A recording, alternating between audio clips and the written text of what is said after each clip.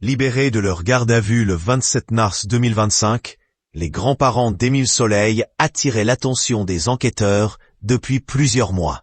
Selon un ancien magistrat, il serait bel et bien innocent. Près de 2 ans après la mort d'Émile Soleil, dans les Alpes de Haute-Provence, les enquêteurs cherchent toujours à comprendre ce qui est arrivé au petit garçon de 2 ans et demi, disparu le 8 juillet 2023, alors qu'il séjournait chez ses grands-parents.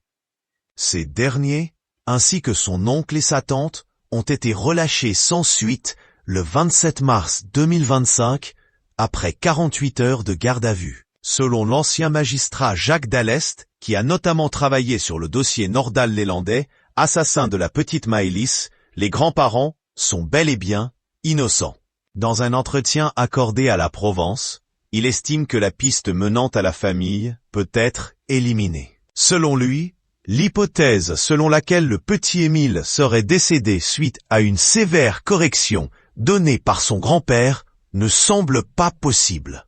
L'ancien magistrat explique sa position en rappelant qu'aucune des personnes interrogées par les enquêteurs n'a révélé d'informations allant dans ce sens. Personne n'a craqué durant les gardes à vue, souligne Jacques Dallest, qui pointe également l'absence d'éléments matériels prouvant une quelconque responsabilité des grands-parents de l'enfant.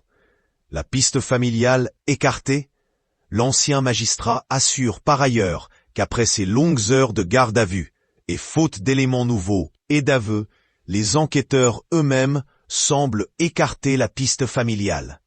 Philippe et Anne Vedovini, les grands-parents d'Émile, avaient attiré l'attention des enquêteurs en mars 2024, 8 mois après la disparition de l'enfant, lorsque des ossements avaient été retrouvés non loin de leur maison, dans le hameau du Haut-Vernay. Tous deux, membres d'une communauté religieuse, ils étaient connus de leurs voisins pour leur pratique assez rigoriste de la religion et pour vivre un peu en autarcie.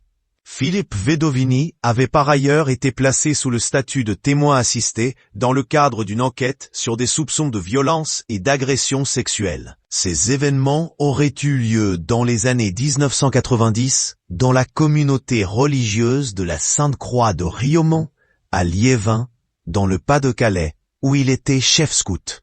Pour l'heure, les enquêteurs continuent leur recherche, espérant apporter un jour des réponses aux parents du garçon décédé.